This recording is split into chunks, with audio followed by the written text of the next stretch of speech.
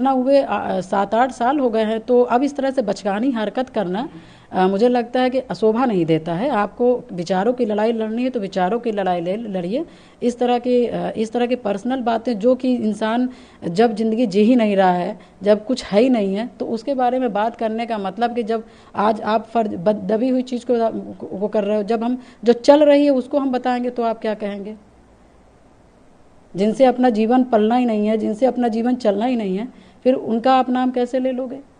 तो जब आदमी, और सबसे बड़ी बात है, मुझे उन मूर्खों पे हंसी आती है, जो भी इस साजिश कर्ता में थे, मुझे उनके ऊपर हंसी आती है कि ये लोग भूल गए हैं कि जो लड़की अपने मरे हुए पति के लिए लड़ सकती है ना, तो जो व्यक्ति खुद जिंदा है वो अपने लिए नहीं लड़ सकता। तो हम गुलाम वाले लोगों में से नहीं हैं। हम गलती करेंगे तो हम अपने से मरने के लिए सोच लेंगे, किसी को कहने की ज़रूरत नहीं है और लिखने की ज़रूरत नहीं है। मगर मैंने गलती नहीं किया होगा और जिन लोगों ने ज़िंदगी मेरी बर्बाद की होगी और जिन लोगों ने षड्यंत्र किया होगा, फिर मैं उनको भी छोड़ने वाली महिला नहीं हूँ। मैं बहुत सीधी हूँ, बहुत सीधी हूँ। मैं एक ज़बान किसी से नहीं बोलती, पूरा विधानसभा मैं अपनी बात नहीं रख पाती हूँ। मगर जब मेरे स्वाभिमान पे उंगली उठाई जाएगी तो एक एक चीज़, सच बात सामने आ जाएगी और मुझसे ज़्यादा पता नहीं कितने गंदे लोगों के चेहरे सामने आ जाएंगे और नाम आ जाएंगे, खुल जाएंगे अपने आप। नहीं, देखिए, माननीय मुख्यमंत्री जी से मेरी मुलाकात सिर्फ नॉर्मली ऐसे ही थी जैसे एमएलए करते हैं, और बस जो मेरे क्षेत्र के काम हैं, जो बड़े बड़े काम थे और जो काम नहीं नॉर्मल हो सकते हैं, उन काम के लिए मैं मिलने गई थी। और सदन के बाद जब ख़त्म होता है तो मैं एक बार जाती हूँ और अपने क्षेत्र का जो भी काम रहता है वो देने का काम करती हूँ। नहीं, देखिए, मैं क्या करूँगी इसका तो मुझे भी अभी पता नहीं है। मैं आगे ही पता चलेगा। मुझे तो अभी इसके बारे में कुछ भी नहीं बता सकती हूँ, कह सकती हूँ। बस मैं ये कह सकती हूँ कि समाज मेरे साथ है, पूरा उत्तर प्रदेश का समाज मेरे साथ खड़ा है। और आज ही नहीं बल्कि 2005 से जब मेरे पति की हत्या हुई थी तब से मेरे दुख और परेशानियों में खड़ा रहा है। और अभी तो मैं उनके साथ ही हूँ और उनके लिए ही काम करना है, अपनी जनता के लिए काम करना है और अपने समाज के लोगों के लिए काम करना है, क्योंकि मैं अपने समाज के कई ऐसे संगठन हैं जिसमें मुझे पद मिला हुआ है, तो उन्हीं के लिए मैं काम करती हूँ, आती हूँ, जाती हूँ। और उन्होंने मेरा संघर्ष बहुत साथ दिया है, तो इसलिए मैं उनके संघर्ष में भी खड़ी रहूँगी।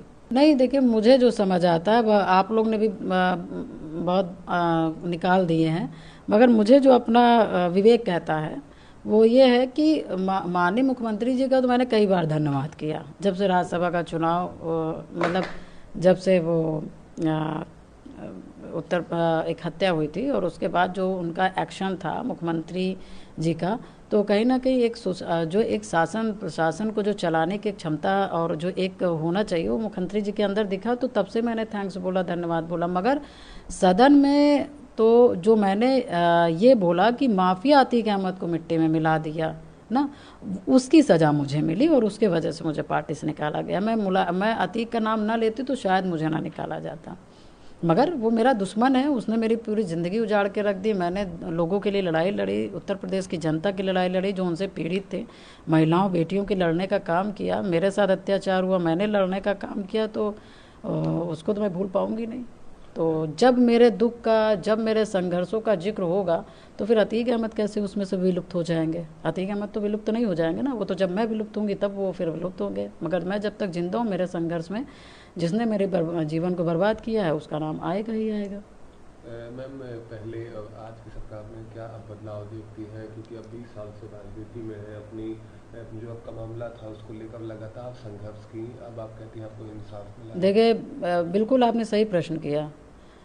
पहले की सरकार में अब की सरकार में इतना अंतर है कि उत्तर प्रदेश में एक विधायक की हत्या होती है और वो विधायक की हत्या होती है और उसके बाद उस विधायक की डेड बॉडी नहीं मिलती है। एक विधायक की डेड बॉडी को जला दी जाती है, फेंक दी जाती है। पता नहीं, ये लोकतंत्र की व्यवस्था आप देखिए कि उसके बाद फिर डेड बॉडी जला दी जाती। उनकी माँ, उसकी पत्नी दिन रात गली गली घूम रहे हैं, शासन प्रशासन अधिकारी के दरवाजे खटखटा रहे हैं।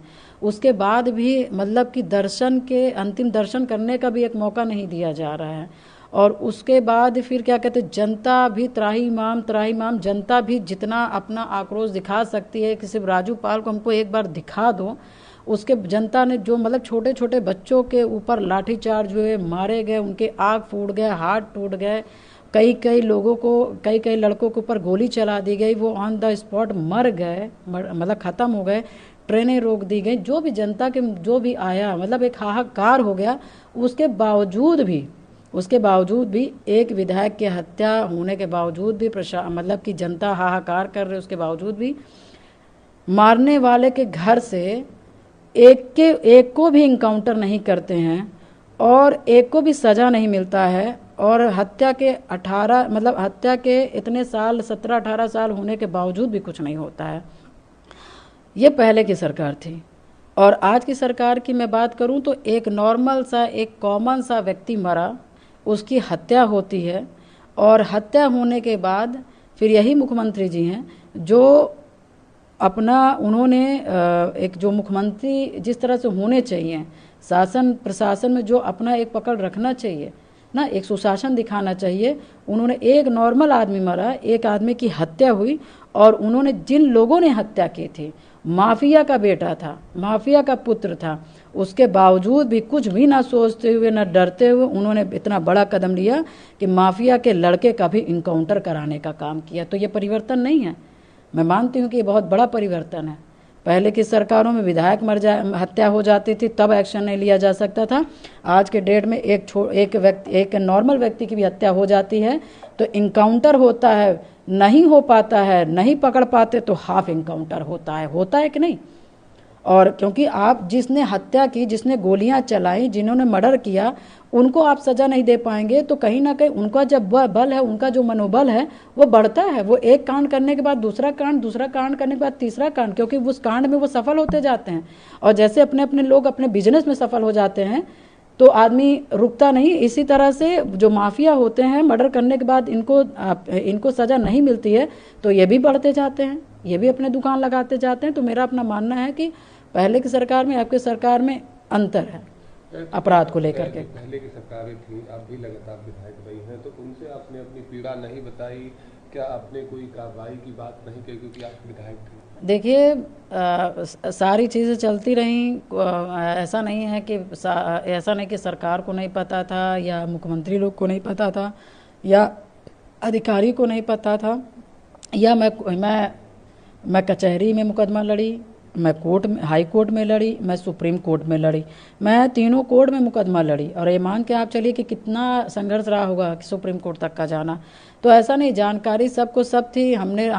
मुझे आपको लगता है कि मैं किसी से मिली ना होंगी, मैं रोई ना होंगी, मैं कहीं ना होंगी, मैंने प्रार्थना ना किया होगा।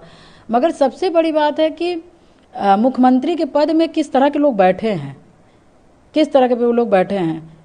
अपराध को कम करने वाले में बैठे हैं कि अपराध को बढ़ाने वाले बैठे हैं, कि यार रहने दो, बच्चे हैं, बच्चों से गलतियां हो जाती हैं, ऐसे लोग बैठे हैं। तो मैं बस यही कहना चाहूँगी कि ये अपने अपने विवेक के ऊपर होता है कि अपने उत्तर प्रदेश को चलाना कैसे है। एक स्वच्छ शासन देना है, स्वच्छ प्रशासन देना है कि आपको बस राजनीति करनी है। एक आखिरी सवाल मैम, इन दिनों सोशल मीडिया पर तमाम जगह पोस्ट देखने को मिल रहे हैं जिसमें आपकी शादी पे सवाल खड़ा किया कहा जा रहा है कि पूजा पाल जी की शादी वर्मा समाज में हुई है, उन्हें वर्मा समाज का माना जाए। नहीं, कैसे आप मान लेंगे? आपने देखा होगा कि मैं राजनीति अकेले कर रही हूँ। और देखिए सबसे बड़ी बात है कि वर्मा मान लिया जाए, वर्मा जी के आदमी जिंदगी चलाए भी तो आगे। क्या एक घटना होने से क्या आदमी रुक जाएगा? या किसी के षड्यंत्र का आदमी शिकार हो जाए तो क्या आदमी हम जैसे वो जिलाना चाह रहे हैं हम जी लेंगे? ऐसा तो नहीं होता है।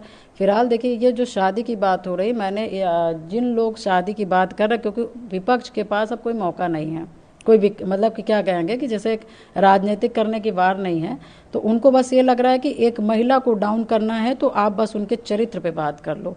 हम इनके चरित्र पे बात करने लगेंगे तो पता नहीं कितने लोगों के क्या खुल जाएंगे पता ही नहीं चलेगा। मगर कोई शादी है, कोई अपराध नहीं है। मगर मैं इसलिए कहना चाहूँगी कि मैं पूजा पाल थी, हूँ और मरते दम तक रहूँगी, क्योंकि ये शादी एक ट्रैप था। और ट्रैप शादी ऐसी थी कि सांसद अतीक अहमद मेरी हत्या करवाना चाहते थे, मेरे पास प्रूफ है। मगर जब हत्या नहीं करवा पाए तो उनको लगा उसी में, क्योंकि मेरे परिवार के कुछ लोग हैं जो अतीक की चाटुकारिता शुरू से करते थे। और वो जब मैंने राजू पाल जी की, जब मैंने सीबीआई जांच करवाई और जब आर्डर हुआ, तो उनको लगा कि अब मैं इनके साथ जुड़ करके मैं भी हाईलाइट हो जाऊं और मैं भी राजनीति में आ सकता हूं। तो उन्होंने समाज को घेर करके वो हमसे मुलाकात किए और हमसे मिले भी। और जब मुलाकात हुई, जब मिले, तो उसके बाद फिर अतीक और इनके प्लानिंग थी कि पूजा पाल को, क्योंकि राजू पाल जी की हत्या करके पूरे पाल में हाहाकार हो गया। अतीक अहमद की कुर्सी गई, फिर आई नहीं, तो उसकी पत्नी की हत्या करना भी छोटी बात नहीं होगी। तो हत्या का प्लानिंग हटा करके मुझे राजनीतिक मेरी हत्या करना चाहे। और जब इन्होंने कहा कि ऐसा है कि कोई और कहेगा तो कुछ नहीं होगा, तुम इमोशनल करो, इन्होंने फिर मेरे परिवार के एक भाई हैं जो अतीक से टच रहते थे, उन्होंने उधर भी मिले थे, इधर भी मिले और पब्लिक को गुमराह किया, प्रशासन को गुमराह किया, सरकार को गुमराह किया। गुमराह करते हुए उन्होंने क्या कहते हैं, शादी का इन्होंने एक रचा। और मतलब 6 महीना तक, क्योंकि मैं नहीं कर, जो लड़की 2005 से लेकर के 2017 तक शादी नहीं की, उसको अभी क्या वो हो जाएगा कि शादी करने के लिए पगला जाएगी। मगर हाँ, जब कोई दूसरा बंदा कहेगा तो उसके दिमाग में कुछ नहीं आएगा, कोई दूसरे जात का व्यक्ति कहेगा तो वो भावना से नहीं जुड़ेगा। मगर घर में माँ से मैका, पहले माँ का शब्द आ जाता है तो कहीं ना कहीं भावुक हो जाता है। और बड़े भाई होने के नाते ये होता है कि हाँ, हो सकता है सही कह रहे। उसके बाद फिर आप जब 6 महीना लगातार आप सिर्फ और सिर्फ एक ही उस पे उद्देश्य पे काम कर रहे हैं, तो कहीं ना कहीं आप शायद सफल हो जाएंगे। और वही उद्देश्य उनका हुआ कि अतीक का अपना वो था कि इसको तैयार करो, और क्या कहते हैं, बस हमारा ये कि भाई आपको विधायक बनना है, मैं विधायक बना दूंगा, मैं सांसद बन जाऊंगा। और सबसे बड़ी बात, जो एक गले की हड्डी है, राजू पाल का मुकदमा, ये लड़की यहाँ से हटती है तो हमारा मुकदमा से निजात मिल जाएगा, हमारी सांसदी वापस आ जाएगी, हम तुम्हें विधायक बन जाओगे, समाज इसको थूकेगा, समाज इसको बहिष्कार कर देगा, समाज इसकी बात नहीं सुनेगा और हम लोग के सारे कांटे निकल जाएंगे। मगर हाँ, ये भी सच्चाई है कि जब मुझे ये पता चला, और तुरंत ही भगवान के दिन पता चल गया, क्योंकि मैंने एक देखा है कि हम जैसे लोग को सिर्फ आप थोड़े दिन तक का परेशान कर सकते हो, मगर अपने मिशन से हटा नहीं सकते। मुझे जैसे पता चला कि उन्होंने कि मेरे से कहा गया कि अपना मुकदमा भाई दे दो, मैं मुकदमा लड़ूंगा। आप क्यों परेशान, मतलब आप इतना परेशान हो ली, आपकी ज़िंदगी कैसे कटी होगी भाई, वो मैं समझ रहा हूँ, ये वो जैसे भी उन्होंने वो किया, तो हमें लगा ठीक सही कह रहे हैं। उसके बाद जब मुझे जैसे पता चला कि मेरे साथ ये मतलब कि षड्यंत्र है, तो मैंने इस शादी का तुरंत विखंडन किया, तुरंत तत्काल प्रभाव से। 18 में हुआ, 18 में मैंने अप्लाई किया।